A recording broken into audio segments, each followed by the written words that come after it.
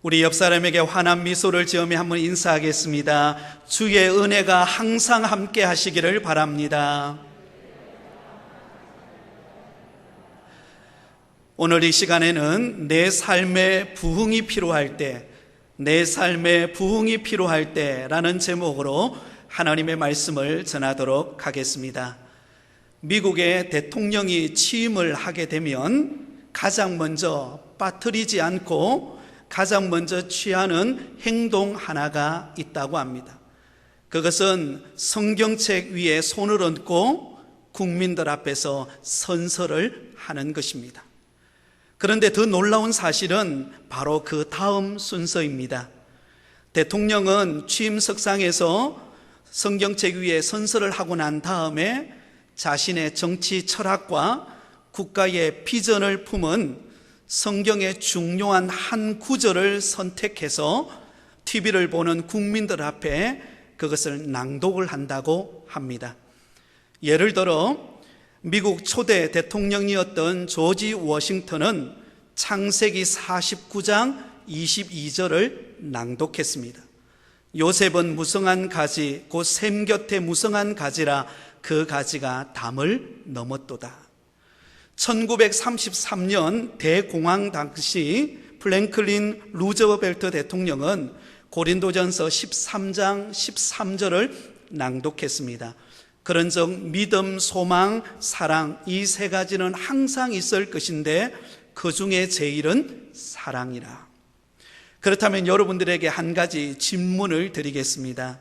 미국 사람들이 가장 존경하는 아브라함 링컨 대통령을 비롯해서 역대 3명의 대통령이 인용했던 성경 구절은 무엇일까요?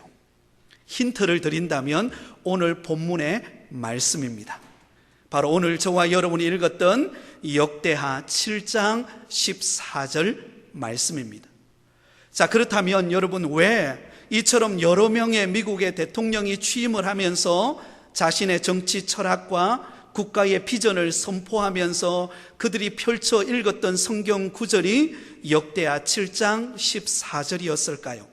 그 이유는 국가의 부흥을 갈망했기 때문입니다. 국가의 부흥을 갈망하면서 역대하 7장 14절 말씀을 낭독했다는 것입니다. 자, 여러분, 이처럼 부흥을 갈망하는 것이 미국의 대통령이 취임석상에서만 낭독하는 것으로 필요할까요? 오늘 이 시간에 예배드리는 저와 여러분의 개인과 가정과 우리 교회에도 필요하지 않겠습니까? 우리 모두에게는 부흥이 반드시 필요한 줄 믿습니다. 여러분, 부흥이 있는 가정, 부흥이 임하는 직장, 부흥이 임하는 교회에 하나님의 놀라운 역사가 일어남을 믿으시기를 바랍니다. 여러분, 부흥이 무엇입니까? 다시 회복되는 것을 말합니다. 다시 살아나는 것을 말합니다.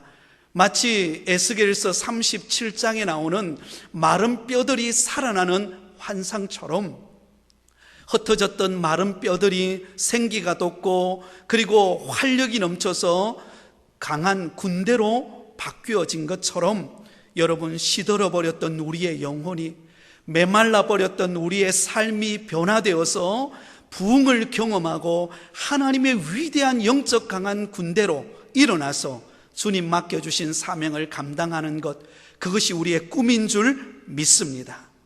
자, 그렇다면 여러분, 모든 사람들이 그렇게도 갈망하는 이 부흥이 어떻게 찾아올까요? 여러분, 우리가 무조건 떼쓴다고 부흥이 찾아올까요? 우리가 욕심 부린다고 부흥이 우리에게 찾아올까요? 그렇지 않습니다. 성경이 오늘 본문 말씀을 통하여서 우리에게 가르쳐주는 부흥의 비결이 있습니다. 부흥에는 반드시 영적 원리가 있다라는 것입니다. 이 부흥의 영적 원리를 따를 때 하나님께서 부흥의 문을 열어주신다라는 것입니다. 오늘 본문 하반절에 보면 이렇게 선언하죠. 그들의 죄를 사하고 그들의 땅을 고칠지라. 한번 따라해 볼까요? 그들의 죄를 사하고 그들의 땅을 고칠지라. 할렐루야, 부흥을 주신다라는 것입니다. 죽어 있고 메말라 있고 멈춰버린 곳에 살아나고 회복이 일어나고 능력의 역사가 일어나는 열매를 맺게 되어진다라는 것입니다. 그렇다면 오늘 이 시간 예배드리는 저와 여러분의 삶 속에 부흥이 필요하다면 우리가 붙잡아야 할 영적 원리는 과연 무엇이겠습니까? 어떻게 하면 나의 삶 속에, 우리의 가정 가운데, 우리 교회 속에 이 부흥을 경험할 수 있을까요? 영적 부흥 3가지 원리를 오늘 본문은 우리에게 말씀해 주고 있습니다. 그 첫 번째 부흥의 원리는 죄악으로부터 떠나는 떠남의 원리입니다. 한번 따라해 보겠습니다. 죄악으로부터 떠나는 떠남의 원리입니다. 여러분, 죄악으로부터 떠나는 순간 부흥의 역사가 일어난다라는 것입니다. 오늘 본문 14절 상반절에 이렇게 말합니다. 내 이름으로 일컫는 내 백성이 그들의 악한 길에서 떠나. 우리에게 가장 먼저 권면하는 말씀은 악한 길에서 떠나라는 것입니다. 이 떠남의 원리를 따라 행할 때 하나님께서 우리가 상상할 수 없는, 우리가 예상하지 못한 하나님의 놀라운 부흥의 물결이 우리의 가정과 우리 교회에 밀려온다라는 것입니다. 자, 오늘 이 본문을 우리가 이해하기 위해서는 오늘 본문이 속해 있는 역대하 7장을 전후 문맥을 우리가 이해할 필요가 있습니다. 여러분, 이 역대하 7장은 솔로몬 왕이 7년에 걸쳐서 예루살렘 성전을 건축하게 되었습니다. 7년 만에 예루살렘 성전을 건축하고 난 다음에 성전 낙성식, 다시 말하면 성전 입당 혹은 성전 헌단식을 하게 된 것입니다. 얼마나 감격스러웠을까요? 무려 7년이라는 세월 동안 땀 흘리고 수고하고 노력해서 아름다운 예루살렘 성전을 건축하고 이제 하나님 앞에 성전 낙성식을 통하여 하나님께 영광 돌리는 그 자리에 모든 이스라엘 백성들이 감격의 눈물을 흘리면서 하나님 앞에 영광을 돌리게 되었습니다.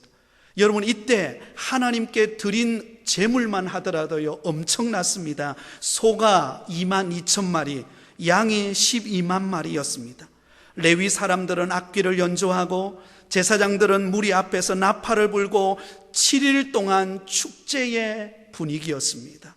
그동안 수고한 노고가 다 말끔히 씻어지고 하나님 앞에 영광 돌리는 그 자리에는 어느 누구도, 가난한 사람도 부한 사람도 어떤 사람도 함께 어울려서 함께 기쁨으로 하나님을 찬양했습니다.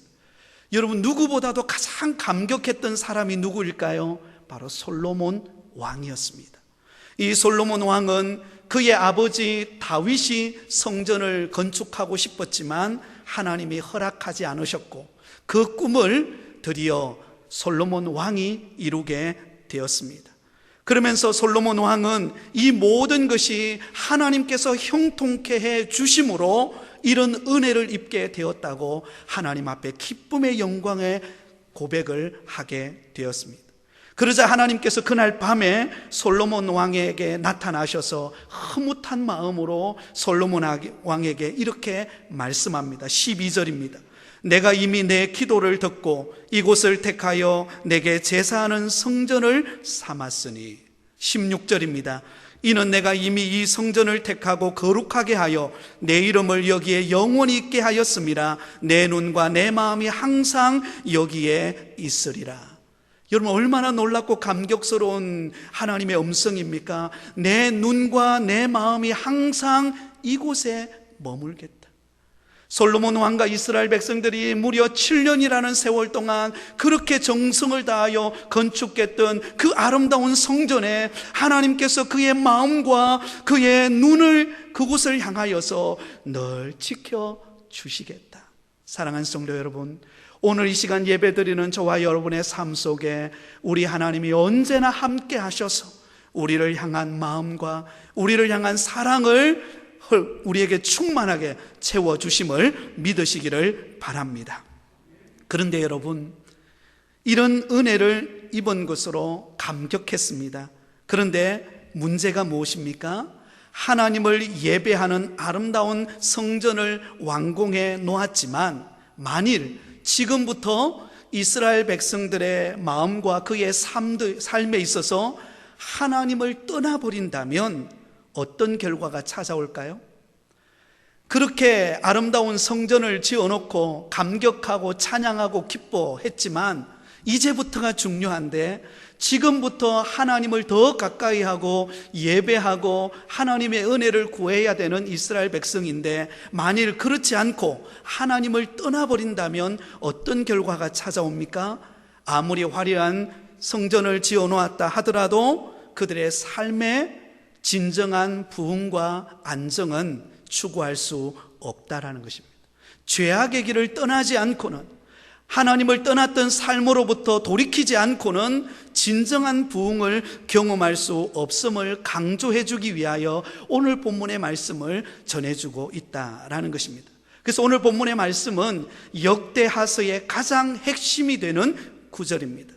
여러분, 구약에 나오는 이스라엘의 역사를 살펴보면 하나님께서 지금 이스라엘 백성들에게 이 권면의 말씀을 하는 것이 우연이 아님을 알 수가 있습니다. 그렇게 하나님으로부터 사랑과 은혜를 경험했던 이스라엘 백성들이 어느 순간 하나님을 떠나서 불순종하고 우상 숭배하고 자기 마음대로 행하던 삶을 살았던 것을 우리는 구약 성경을 통하여 우리는 똑똑히 보고 있습니다.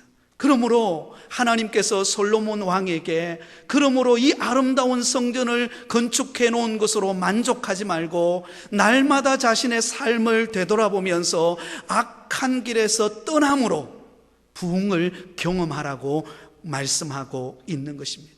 여러분, 죄악으로부터 떠나지 않고는 진정한 부흥을 경험할 수 없습니다. 그래서 우리가 역대하서를 읽어보면 그 사실을 너무나 잘 알 수가 있습니다. 여러분, 역대하서는 총 36장으로 구성이 되어 있습니다. 솔로몬 왕이 성전 건축을 하는 순간부터 시작해서 유다 백성들이 바벨론의 포로로 끌려가는, 멸망하여 바벨론의 포로로 끌려가는 내용까지 기록이 되어 있습니다. 그런데 이 남유다 백성들의 삶을 이야기하고 있는데요, 유다 왕들 가운데 크게 둘로 나눠 볼 수가 있습니다. 악한 길에서 떠났던 선한 왕과, 그리고 악한 길에서 주저앉아 버린 왕들을 나눌 수가 있습니다. 솔로몬 왕의 뒤를 이어서 분열 왕국 시대가 오면서 남유다 백성들이 345년 동안 20명의 왕이 남유다를 통치하게 됩니다.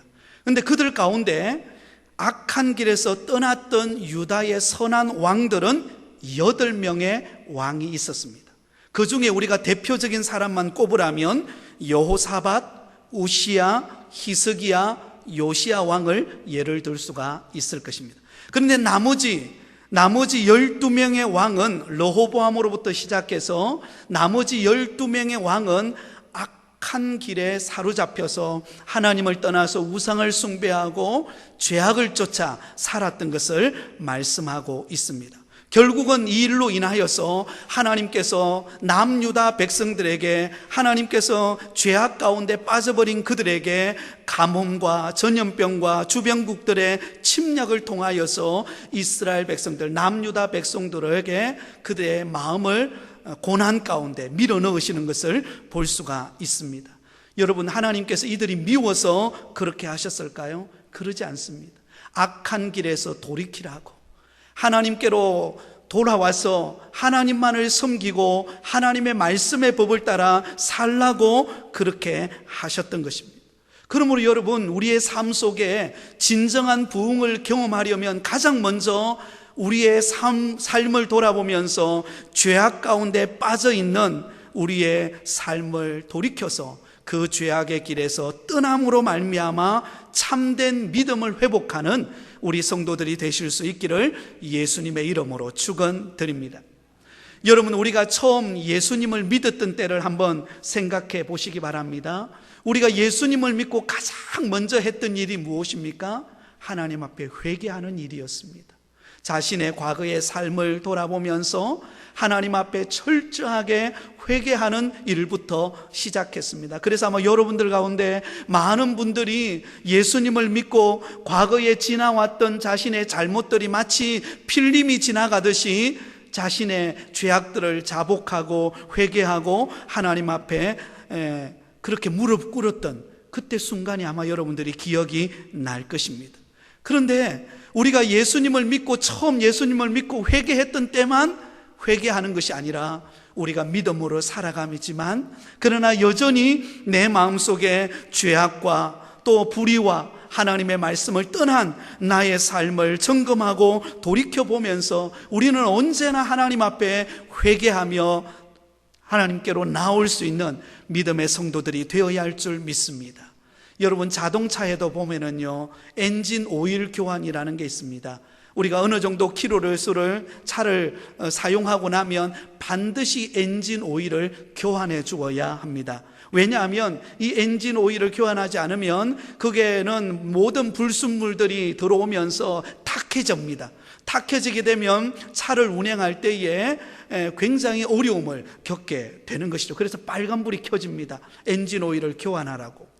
여러분, 우리의 삶 속에도 우리가 믿음으로 살아가고 하나님을 섬기지만 우리의 삶 속에도 끊임없는 죄된 생각들, 불의한 것들, 하나님의 말씀이 아닌 내 생각과 고집을 따라 행동하는 그런 우리의 삶의 죄악들이 있습니다. 이 부분을 하나님 앞에 내어놓고 반드시 회개하고 돌이킬 때 그곳에 부흥의 문이 열린다라는 사실을 믿으실 수 있기를 바랍니다. 여러분, 현대 그리스도인들에게 최대의 질병이 무엇인가 하면 영적 무감각입니다. 영적 무감각. 여러분, 처음 예수 믿을 때는 작은 것도 죄라고 생각했어요. 근데 오랜 신앙 경륜을 가지다 보면 그것이 장점이기도 하지만 웬만한 것에 대해서는 무감각해져 버리는 것입니다. 웬만한 죄에 대해서는 그냥 넘어가 버리죠. 그러다 보면요, 영적 무감각에 사로잡히게 되고 나중에는 이게 죄인지도 모르고 그렇게 행동하는 우리 자신을 발견하게 되는 것을 볼 수가 있습니다. 과거 우리나라 1907년 평양 대부흥의 운동이 일어났을 때도 그 출발점은요, 회개로부터 시작이 되었습니다. 자신을 돌아보면서 철저하게 하나님 앞에 죄악된 삶을 살았던 우리의 자신을 되돌아보면서 죄악의 감옥에 갇힌 나의 삶을 회개하고 나올 때 그곳에 부흥의 역사가 일어나게 되었다라는 사실을 믿으실 수 있기를 바랍니다.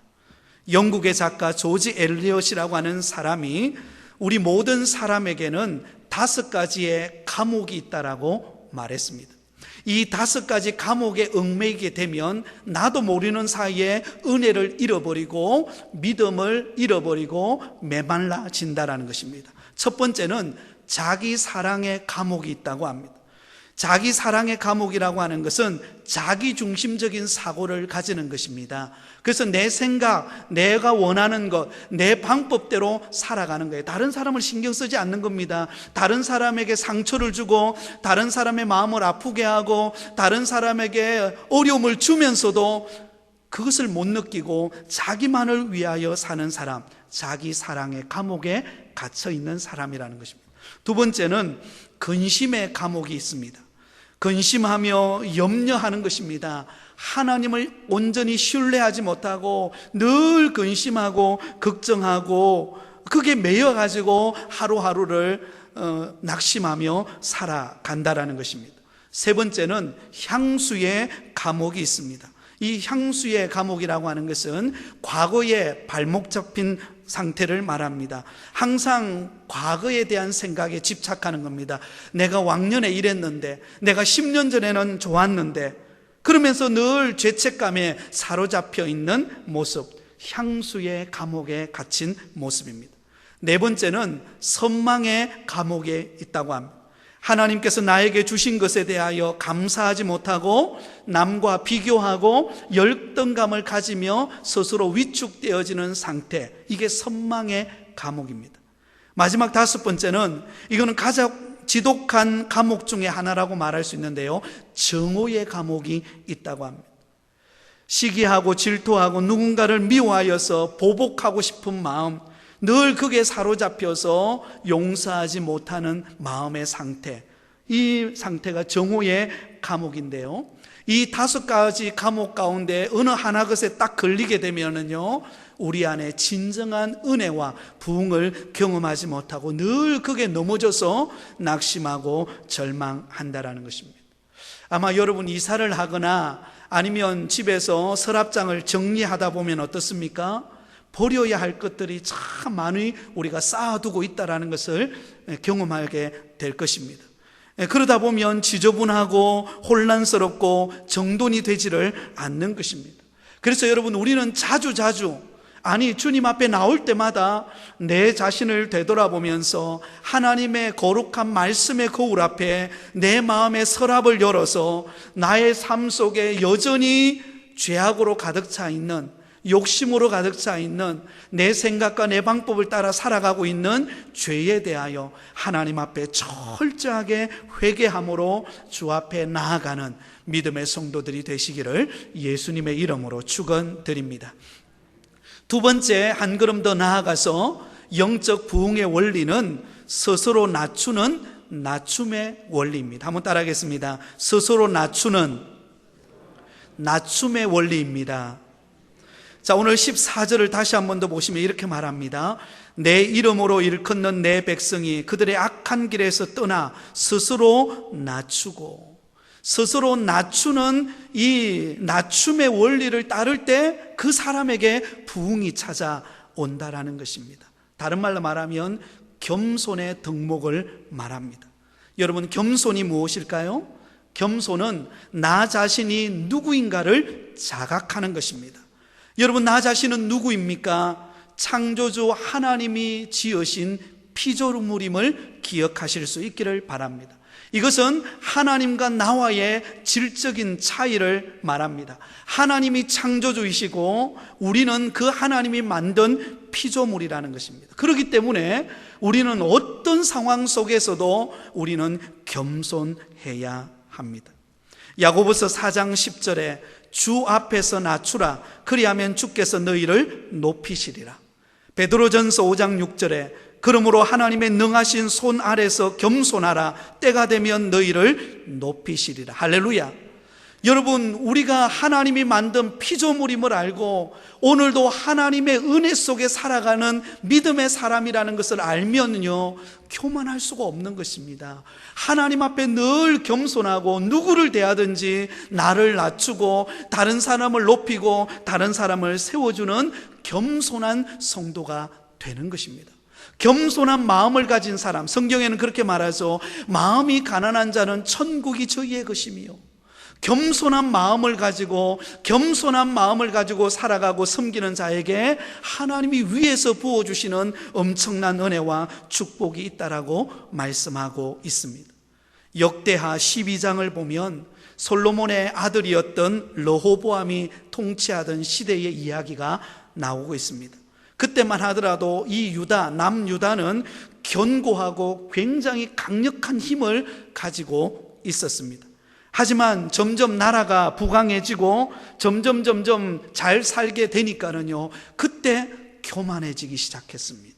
이 르호보암 왕은 자기가 뛰어나서 내가 탁월한 리더십을 가지고 이 유다 백성들을 인도하고 있다라고 생각하는 교만함이 그에게 찾아왔습니다. 하나님께서 남유다에게 은혜를 주시고 복을 주시고 하나님이 긍휼히 여기셔서 부강한 나라가 되었는데 마치 내가 잘나서 그렇게 된 것처럼 교만해지기 시작했습니다. 그때 하나님께서 애국 왕 시삭의 군대를 예루살렘으로 보냅니다.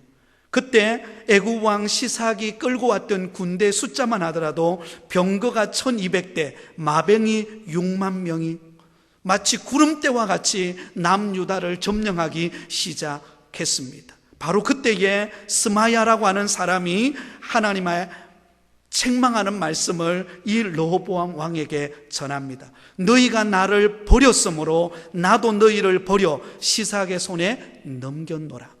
여러분, 지금 애국 왕 시삭이 그 구름대와 같은 군대를 몰고 이 남유다 나라를, 그 부강한 나라를 점령해 들어오는 이유가 무엇이라는 것입니까? 그 남유다 왕과 백성들이 하나님을 버리고 교만해졌기 때문에 하나님께서 그들을 시삭의 손에 넘겼다라고 책망했던 것입니다. 그 책망의 소리를 들었던 이스라엘 백성들과 르호보암 왕이 그때서야 겸손해지기 시작했구나. 그렇구나. 우리나라가 이처럼 부강하게 되어진 것, 솔로몬 왕 이후에 하나님께서 이렇게 엄청난 복을 주신 것은 우리가 잘나서 된 것이 아니라 하나님께서 베풀어 주신 은혜이구나. 그것을 깨닫고 그들이 무릎을 꿇었습니다. 그래서 역대하 12장 6절과 7절 12절을 읽어보면 반복해서 나오는 단어가 있습니다. 그들이 스스로 겸비하여, 한번 따라하겠습니다. 그들이 스스로 겸비하여 겸손해졌다는 거예요. 위기를 만나니까, 여러분, 군대가 쳐들어오니까 그때서야 하나님 앞에 무릎 꿇었다는 것입니다. 그렇군요.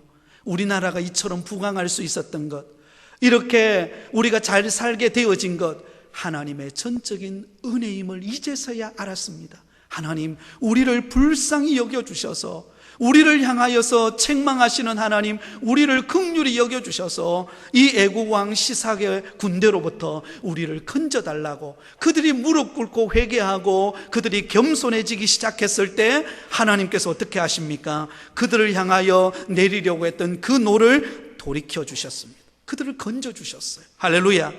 사랑하는 성도 여러분, 우리 하나님은 교만한 자를 물리치시고 겸손한 자에게 은혜를 베푸신다라는 사실을 믿으시기를 바랍니다. 그래서 여러분, 부흥하는 교회는요, 스스로 자신을 낮추고 섬기는 성도가 많은 교회가 부흥하게 되어 있습니다. 내가 낸데, 내가 신앙생활한 지 얼마나 되었고, 내가 어떤 사람인데, 이렇게 자기가 어떤 되기를 좋아하면은요, 다른 사람에게 상처 주기 쉽고, 다른 사람의 마음을 아프게 하기 쉽고, 그러면 은혜로운 교회가 될 수가 없는 것입니다. 자신을 낮추고 겸손히 섬기는 성도, 그 성도를 통하여 하나님이 부흥의 문을 열어주신다라는 사실을 믿으시기를 바랍니다. 오늘날 우리가 살아가는 현대 사회는 너무나도 편리한 사회가 되었습니다. 그러나 오늘날 현대인들의 교만 지수는 얼마나 높아졌는지 모릅니다. 그래서 윤리 신학자였던 라인홀든 리버라고 하는 사람이 우리 인간에게 있는 교만을 4가지로 정의를 내렸습니다. 우리 인간의 마음속에는 이 4가지 교만이 존재하는데, 이 4가지 교만에 빠지지 않도록 주의하라고 말합니다. 이 4가지 교만에 빠지면 그때부터 우리의 삶의 부흥은 사라진다는 거예요. 첫 번째는 지적 교만이 있습니다. 지적 교만. 이것은 다른 사람들보다 내가 많이 배웠다라고 하는 학벌의 우상이 그 마음속에 사로잡는 것입니다. 그래서 상대방을 깔보는 거예요. 다른 사람에게 상처 주고 함부로 말하는 것입니다. 배우지 못해서 그랬다 그러고, 그죠? 이렇게 함부로 대하는 행위, 이게 지적 교만입니다. 두 번째는 권력적 교만이 있습니다. 이거는 자신이 가지고 있는 권력과 힘과 어떤 직분을 가지고 그렇지 못한 사람을 누르는 거예요. 이런 행위, 이것이 권력적 교만입니다. 세 번째는 도덕적 교만이 있습니다. 자신이 행한 선행, 그것을 알리기 위해서 나만큼 이렇게 선행을 행하는 사람이 없다라고 그렇게 자랑하는 모습을 말합니다.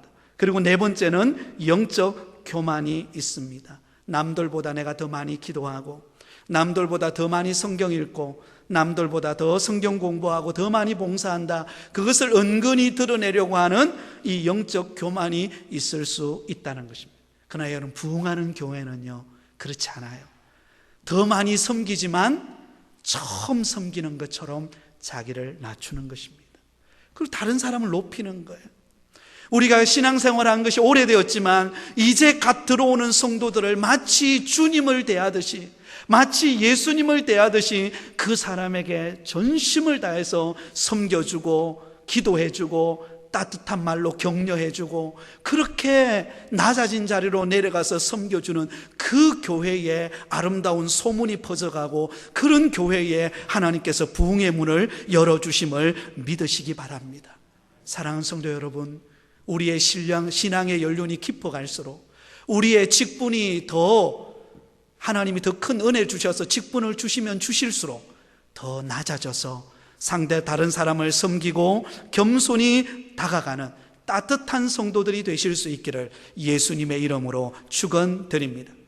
마지막 세 번째 원리가 있습니다. 이것은 가장 중요한 원리이기도 한데요, 우리가 영적인 부흥을 경험하려면 기도함으로 하나님을 찾는 찾음의 원리입니다. 한번 따라하겠습니다. 기도함으로 하나님을 찾는 찾음의 원리입니다. 자, 우리 14절 말씀을 다 같이 다시 한번 읽겠습니다. 시작. 내 이름으로 일컫는 내 백성이 그들의 악한 길에서 떠나 스스로 낮추고 기도하여 내 얼굴을 찾으면 내가 하늘에서 듣고 그들의 죄를 사하고 그들의 땅을 고칠지라. 기도하여 내 얼굴을 찾으면, 하나님을 찾으라는 거예요.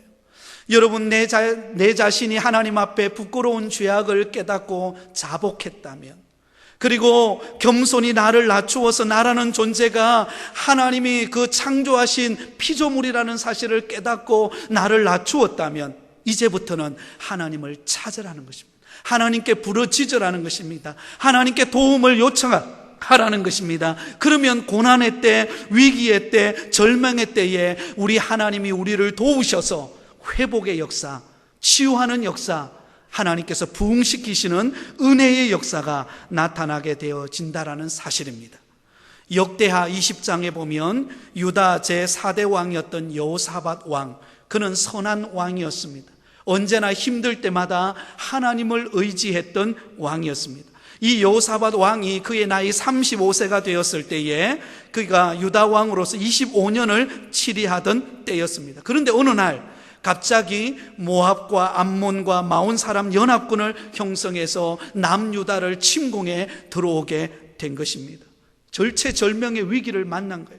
여러분, 하나님을 그렇게 잘 섬겼던 선한 왕 여호사밧 왕 앞에도 이런 위기가 있었다는 것입니다. 그렇다면 오늘 이 시대를 살아가는, 이 광야와 같은 시대를 살아가는 저와 여러분에게도 수없는 위기와 고난과 어려움은 찾아온다라는 것을 알아야 합니다. 그때 우리가 어떻게 대처해야 합니까? 여호사밧 왕은 이런 위기가 찾아왔을 때 어떻게 대처합니까? 역대하 20장 3절에 여호사밧이 두려워하여 여호와께로 낯을 향하여 간구하고 온 유다 백성에게 금식하라 공포하며 유다 사람이 여호와께 도우심을 구하려 하여 유다 모든 성읍에서 모여와서 여호와께 간구하더라. 여러분, 위기를 만났을 때, 절체절명의 위기를 만나서 남유다가 이 연합군에 의해서 지금 멸망받을 수밖에 없는 그런 상황에 부딪혔을 때에 여호사밧 왕과 이스라엘 백성들은 어떻게 행동합니까? 그의 얼굴을 여호와를 하나님께로 향하여서 무릎을 꿇고 간절히 기도하기 시작했다는 것입니다. 그리고는 이 여호사밧 왕은 자신만 기도한 것이 아니라 온 유다 백성들에게 선포합니다. 금식일을 선포하면서 하나님께 도움을 구하라고, 하나님께 무릎을 꿇어 기도하라고 선포합니다. 그러자 여러분, 온 유다 백성들 한 사람도 예외 없이 하나님 앞에 무릎 꿇어서 이 위기와 고난 속에서 하나님이 우리를 건져달라고, 하나님께서 도우셔서 이 위기를 승리케 해달라고 하나님 앞에 부르짖기 시작했던 것입니다. 여러분, 전략적으로나 군사적으로나 모든 환경의 면에서 그들이 이길 수 없는 정말로 위기의 순간이었습니다. 바로 그때 그들이 하나님 앞에 마음을 다하고 뜻을 다하고 힘을 다하여 하나님 앞에 부르짖어 기도하기 시작하니까 하나님께서 역사하시기 시작했던 것입니다.